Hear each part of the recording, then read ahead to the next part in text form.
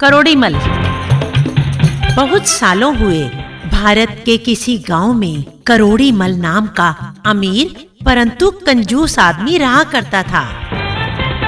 एक बार जब वह कहीं दूर से अपने घर वापस आ रहा था, रास्ते में उसने एक लंबा खजूर का पेड़ देखा, जहां बहुत ऊंचाई पर रसदार पकी हुई खजूर लटक रही थी।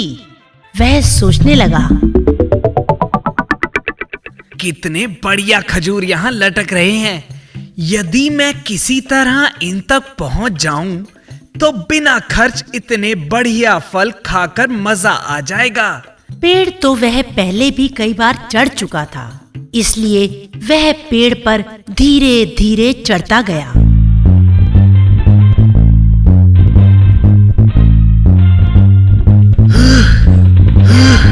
और फिर पेड़ के शिखर पर पहुंचने में कामयाब भी हो गया।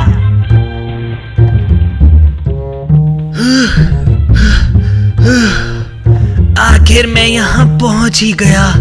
उसने हाथ आगे बढ़ाकर कुछ खजूर तोड़ लिए, लेकिन जैसे ही उसकी नजर जमीन पर पड़ी, वो घबरा गया।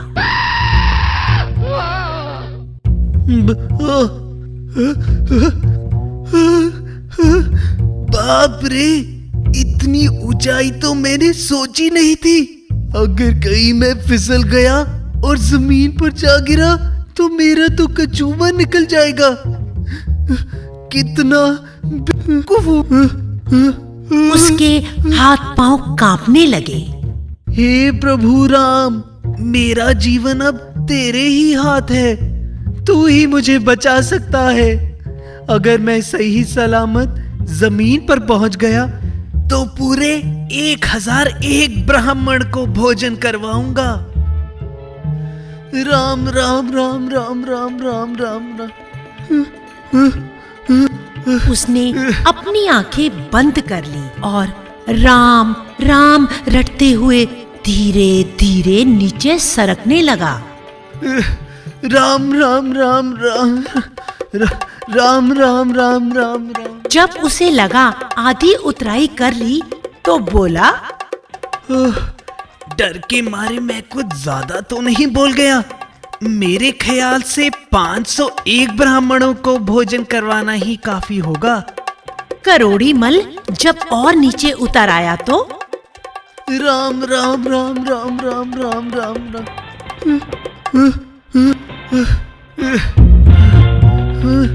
वैसे तो 201 ब्राह्मणों को करवाना भी कोई कम नहीं है। यही ठीक रहेगा। अपने आप को संतुष्ट करते हुए वह लगातार अपनी बात बदलता जा रहा था। जैसे ही वो थोड़ा और नीचे उतरा, 201 ब्राह्मणों को भोजन क्या 101 से काम नहीं चल सकता? मैं 101 ब्राह्मणों को ही भोजन करवाऊंगा। राम राम राम राम राम राम राम राम। और जैसे ही उसके कदम जमीन पर पड़े, उसने प्रभु राम को याद किया और बोला, हे प्रभु, आपको क्या फर्क पड़ता है? मैं 1001 ब्राह्मण को भोजन करवाऊं या सिर्फ एक को? अपने आप को सांत्वना देते हुए वह घर की ओर चल पड़ा।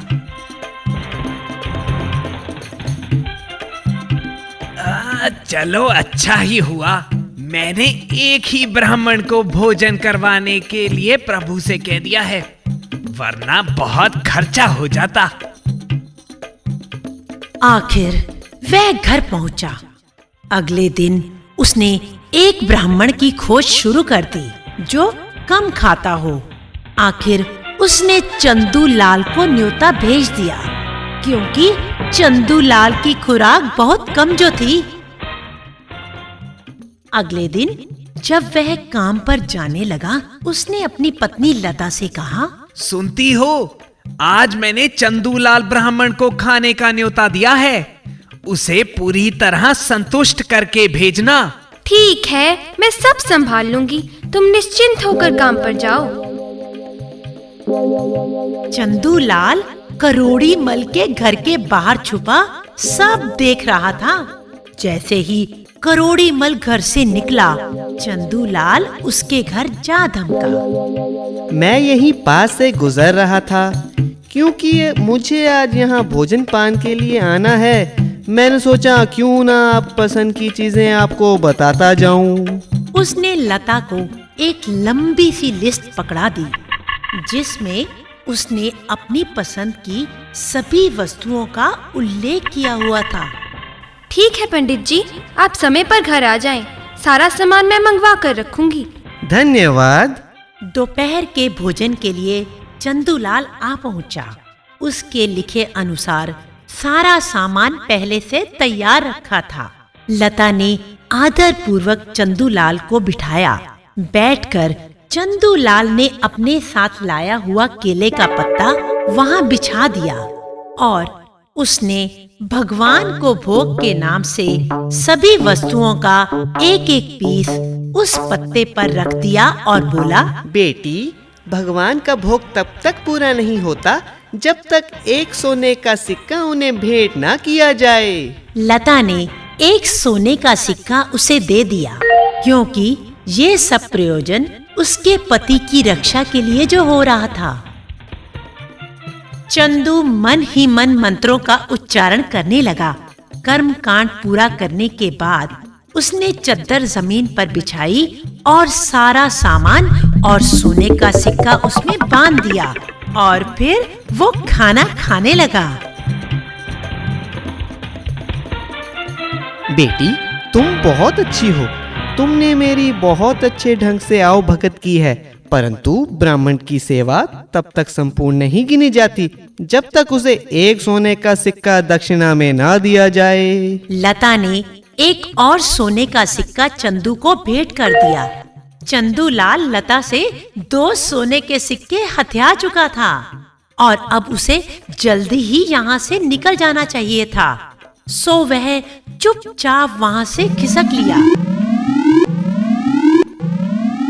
चंदूलाल ने सोचा कि उसने करोड़ी मल की भोली भाली पत्नी लता को ठगा है, इसलिए करोड़ी मल जल्दी ही उसके यहाँ आ धमकेगा। चंदूलाल ने एक योजना बनाई और अपनी पत्नी के कानों में फुसफुसाने लगा। करोड़ी मल को जैसे ही पता लगा कि चंदू क्या कारनामे करके गया है, उसको बहुत गुस्सा आया और वह चंदूलाल के घर की ओर चल दिया। पर ये क्या, चंदूलाल की पत्नी अपने घर के बाहर बैठी जोर जोर से रो रही थी।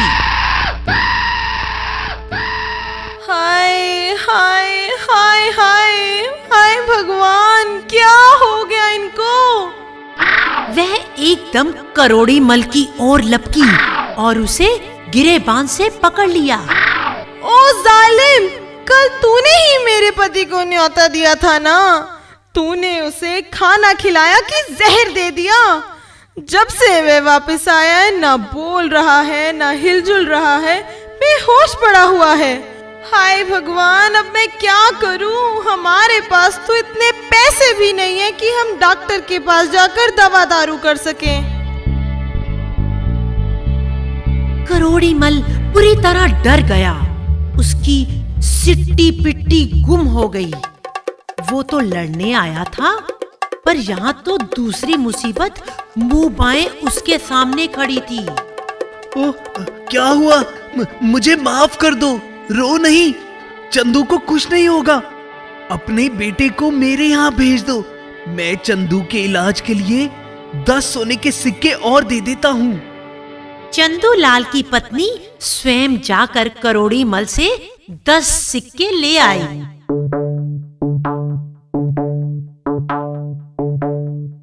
डरा हुआ करोड़ी मल प्रभु राम से प्रार्थना कर रहा था। हे प्रभु, अब अगर चंदू को स्वस्थ कर दे और मुझे बचा ले, तो अब की मैं जरूर 1001 ब्राह्मणों को भोजन करवाऊंगा।